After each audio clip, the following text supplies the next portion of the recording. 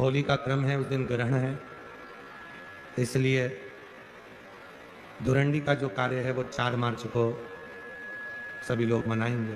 गर्भवती नारी का जब गर्भ रहता है और उस समय पर गर्भ में जब संतान रहती है और ग्रहण, चंद्र ग्रहण हो चाहे सूर्य ग्रहण हो, ग्रहण अगर पड़ता है तो परिवार में, शास्त्रों में ऐसा वर्णन आता है कि गेरू, गेरू मतलब लाल चंदन। कौन सा चंदन? जम के बोलो जरा। लाल चंदन। ये गेरू तो बाद में आप लोगों ने उधर पे लगाना चालू करा, पर नियम ये है कि गर्भ में अगर बच्चा रहता है तो ग्रहण पड़ता है, चंद्र ग्रहण पड़े, सूर्य ग्रहण पड़े, तो जो नारी का गर्भ रहता है, भले वो 3 महीने का हो, 2 महीने का हो, 1 महीने का हो, 8 महीने का हो, 9 महीने का हो, 10 महीने का, नारी का अगर गर्भ है तो बुजुर्ग लोग भी करते हैं। उनको ये भले नहीं मालूम होगा कि क्यों गेरू लगाते। गेरू नहीं, लाल चंदन की 3 रेखा नारी को अपने पेट पर खींच लेना चाहिए। क्या होता है तो कहा, बच्चा विपरीत पैदा नहीं होता, बच्चा स्वतंत्र, स्वस्थ, अच्छा पैदा होता है, सुखी पैदा। आप में से कितनी माताएं जो जानती हैं इस बात को? हाथ उठाओ जरा। जानती है सर कि जब गर्भ में बच्चा रहता है तो माताएं कहती थी, सास कहती थी, बेटा थोड़ा गेरू लगा लेना, पेट में थोड़ा सा गेरू लगा ले, थोड़ी सी मिट्टी लगा ले, थोड़ा सा कुछ पेट पर लगा ले, क्योंकि ग्रहण पड़ रहा है। क्यों? अगर ग्रहण पड़ी हुई संतान जन्म लेगी तो ये अपने ही धर्म का विरोध करेगी, सत्य का विरोध करेगी, गलत मार्ग पर चलेगी। और अगर शरीर पर एक त्रिपुंड लगा दिया गया, एक पर ग्रहण के समय पर गेरू लगा दिया गया, लाल चंदन लगा दिया गया, तो जो बच्चा जन्म लेगा वो माता पिता के विरोध में कभी नहीं खड़ा हो सकता, धर्म के विरोध में कभी नहीं खड़ा हो सकता, सत्य सनातन धर्म के विरोध में कभी खड़ा नहीं हो सकता, हिंदू धर्म के विरोध में कभी खड़ा नहीं हो सकता, हमारे पक्ष में हमेशा बना रहेगा। सनातन धर्म का कुल में पैदा होकर, सनातनी होकर, हिंदू धर्म में पैदा होकर भी अगर कोई हिंदू धर्म का विरोध करता है तो समझ लेना कि यह ग्रहण की औलाद पैदा हुआ है। ये साधारण नहीं है, ग्रहण से पैदा हुआ है। इसलिए सनातनियों का भी विरोध करने के लिए खड़ा रहा। और आप सबसे निवेदन है, जब ग्रहण पड़े गर्भ पर, भले गेरू की 3 लाइन खींच लो, चाहे लाल चंदन की 3 लाइन खींच लो, पर अपने गर्भ पर गेरू लगाना जरूरी होता है, क्योंकि बच्चा अपने माता पिता की भी नहीं सुनता अगर ग्रहण का भाव उस बच्चे पर पड़ता है। अगर माता पिता को अपनी सेवा करवाना है तो गर्भस्थ बालक को जब ग्रहण पड़े तो शरीर पर थोड़ा सा त्रिपुंड लगा लेना चाहिए। क्यों? क्योंकि बुजुर्ग माँ बाप की जिंदगी खराब नहीं हो। कई कई बेटे ऐसे होते हैं माता पिता को नहीं गिनते, कई कई बेटे ऐसे होते हैं माँ बाप को 2 रोटी नहीं देते, वृद्धाश्रम में छोड़ जाते हैं। समझ लो कि ये ग्रहण के पैदा हुए हैं, ये नहीं। आप लोग जानते हैं ना माता, सत्यता में बोलो, जब ग्रहण का समय आता है तो आपने अपनी बहुओं को कहा कि नहीं कहा गेरू लगाने का? बोलो जरा, तो किस किस ने कहा? ये कहिए। आप लोगों को ध्यान में है, बुजुर्ग माताएं इस चीज को जानती हैं। रखिए, बुजुर्ग लोग इस बात को जानते हैं कि गर्भस्थ अगर बच्चा है और ग्रहण पड़ रहा हो तो त्रिपुंड लगा लेना चाहिए। एक प्रश्न खड़ा हुआ था, गुरुजी, गर्भ में जब बच्चा रहता है तो गर्भवती नारी को, वो प्रश्न चलता था, समय हो गया था इसलिए बता नहीं पाया, गर्भवती नारी को शंकर भगवान का पूजन गर्भवती नारी को कब तक करना चाहिए? गर्भ में अगर बच्चा रहता है तो गर्भवती नारी को शिव जी के शिवलिंग की पूजन कब तक करना चाहिए? पहले तो ये बताओ कि किसने कहा कि गर्भस्थ नारी को भगवान का पूजन ही नहीं करना चाहिए? पहले तो उसको ढूंढ के लाओ कि भैरू है कहाँ वो, उसको पकड़ो, तालिए को जा मिल जाए और उससे पूछो कि हमारे शास्त्र में, हमारे धर्म में, हमारे पुराणों में तुम कितनी पुराण उठाओगे? 18 पुराण, 6 7 4 वेद, कौन से उठा कर लाना चाहिए? कितने उपनिषद उठाओगे? सारे संहिताओं को उठा कर ले आइए, सारे पुराणों को उठा कर ले आइए, सारे शास्त्रों को उठा कर ले आइए। और अगर आपके पास नहीं है तो सीहोर में आइए, कुबेरेश्वर धाम के लाइब्रेरी में बैठकर एक एक पुराण का अध्ययन कर जाइए, एक एक संहिता का अध्ययन कर जाइए, एक एक शास्त्र का अध्ययन कर जाइए, सारी किताबें मिल जाएंगी। आप पढ़ो और कौन सी पुराण में लिखा है हमको भी छाट कर बताओ कि गर्भवती नारी को शंकर का भजन नहीं करना चाहिए, गर्भवती नारी को शिव जी को नहीं छूना चाहिए। कहाँ लिखा है? यहाँ तो शिव महापुराण की कथा कहती है कि गर्भवती नारी जब भगवान शंकर को 1 लोटा पानी चढ़ाती है तो उसका बच्चे का बाल बांका नहीं हो सकता, बच्चा पूर्ण पैदा होता, अस्वस्थ नहीं हो सकता, स्वस्थ होता। भस्म त्रिपुंड, और उस भस्म त्रिपुंड की रेखा और उस रेखा की जो भस्म है उसके माध्यम से शुगर और बीपी के लेवल को लाना, समझ लेना जरा अच्छे से, कथा कहीं अगर इधर उधर से निकल गई ना तो फिर गई। सती मैया को भोलेनाथ जी ने समझाया, बिठाया, कथा श्रवण करने के लिए बैठ गए।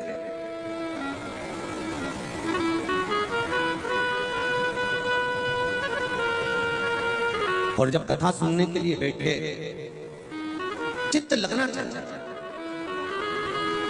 एक बात अपने जीवन में उतारिएगा थोड़ा सा।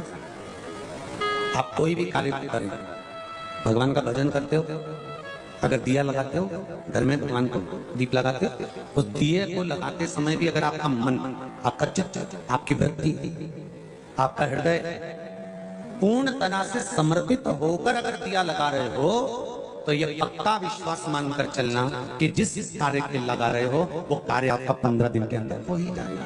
अगर दिल से लगा रहे हो तो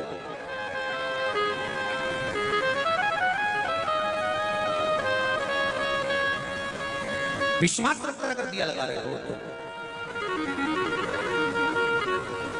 और यदि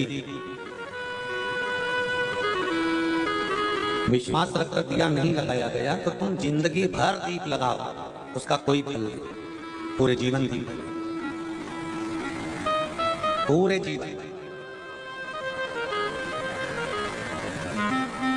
भरोसो दृढ़ चरण के, भरोसो दृढ़ चरणन कीरो, श्री वल्लभ चंद्र छटाई, श्री वल्लभ चंद्र छटाई, सब जग मान भरोसो दृढ़ चरणन करो, भरोसो दृढ़ चरणन करो। एक विश्वास,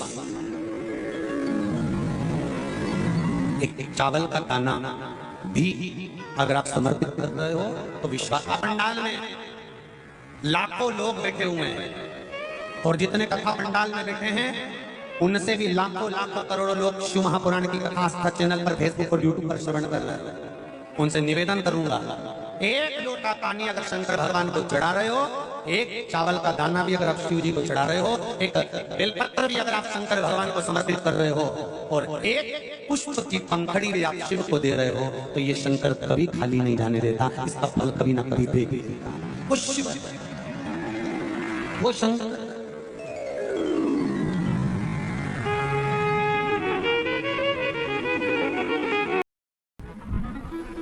जिसका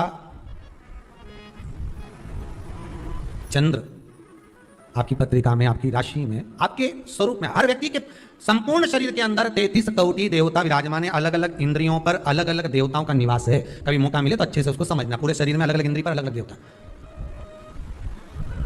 जिस व्यक्ति को रात्रि में, जैसे ही रात हो या दिन हो, भोजन करने के 15 मिनट के बाद ही नींद की झपकी आ जाए, समझ लेना चंद्र कमजोर पड़ गया, चंद्र गड़बड़ हो गया। बहुत ध्यान सुनिएगा जरा। पूर्णिमा का व्रत किसके लिए, वो भी ध्यान से लीजिए। शायद आपने कभी सुना, ना सुना, पर अच्छे से सुन लोगे ना। ये व्रत कथा बार बार नहीं मिलने वाली, फिर इसके बाद तो तुम भले वो फिर फेसबुक यूट्यूब पर बाद में निकाल के भले सुनते रहना, पर सुन लो पूर्णिमा के व्रत का महत्वपूर्ण। एक, भोजन के बाद जब नशे जैसा माहौल हो जाए, आपको बिल्कुल कोई छेड़े ही नहीं, सोई नींद आएगा, जब लग जाए कि अब तो 2 क्षण सोना ही पड़ेगा, नेत्र कितना ही जगाओ तो भी नहीं माने, फिर तो बिन पिए नशा हो जाता है, जो बोले भोलेगा। तो ये जब चंद्र अपना प्रभाव दिखाता है तो भोजन के बाद आपको डुबा देता है। ठीक है,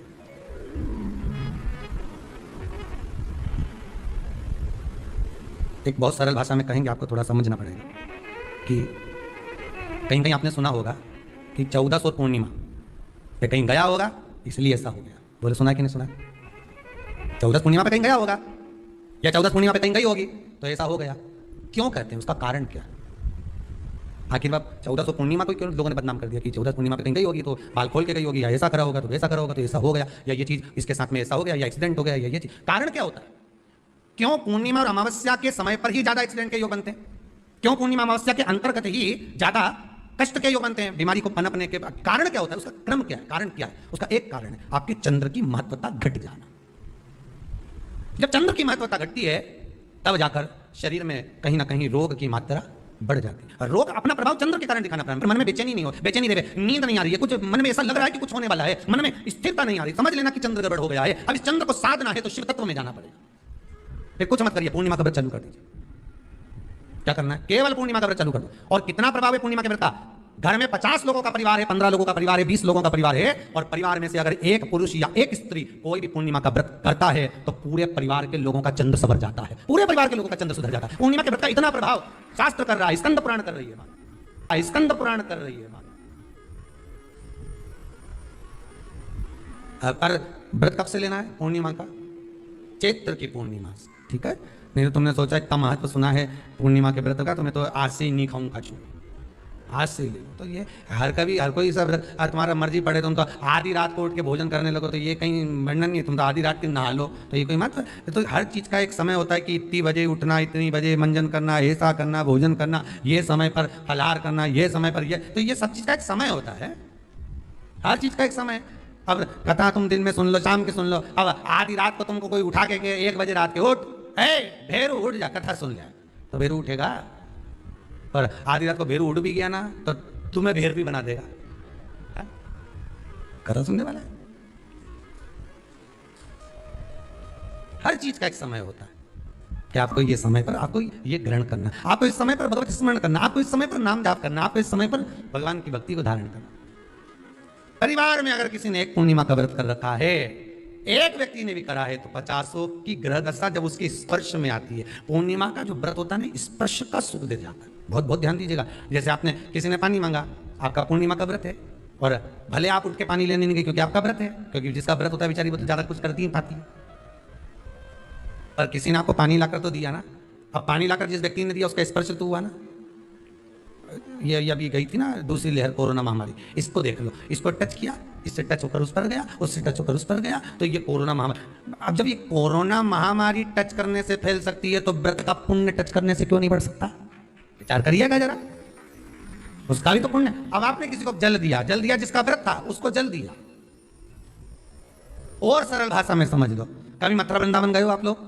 अगर मथुरा वृंदावन गए होगे, उज्जैनी गए होगे, काशी गए होगे, कहीं तीर्थ में गए होगे, या कभी कुबेरेश्वर धाम कभी आप लोग आएंगे जाएंगे, कभी आपको ज्ञात होगा, तो कभी आप लोग दर्शन करेंगे कि जब भोजन प्रसाद होता है तो लोग उसको बांटने के लिए देते हैं कि कोई आया है तो उसको कुछ प्रसाद मिल जाए, भंडारे की प्रसादी मिल जाए। तो भंडारे की प्रसादी जब वो खाता है उसका स्पर्श होता है तो जिसने भोजन किया उसका पुण्य जो दे रहा होता है उसके खाते में चले जाता है, उसके खाते में गया।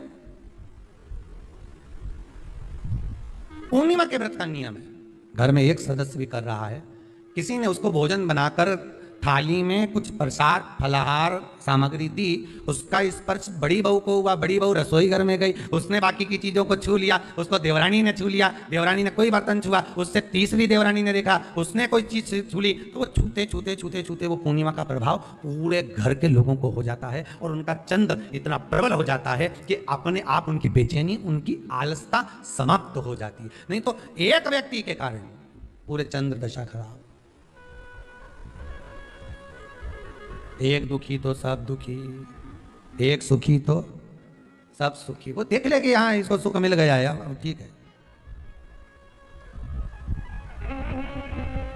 जब बेचैनी लगे, 1400 पूर्णिमा आए और आपको लगे बेचैनी बहुत ज्यादा है, मेरे को थोड़ा बेचैनी, ना जाने क्यों ऐसा होता है कि 14 पूर्णिमा आई और मेरे को बेचैनी, तो समझ लेना कि चंद्र गड़बड़ है। फिर क्या करना है? एक व्रत घर का कोई भी सदस्य पूर्णिमा का प्रारंभ कर दे, ज्यादा नहीं करो तो थोड़ी करो, पर करो, व्रत करो।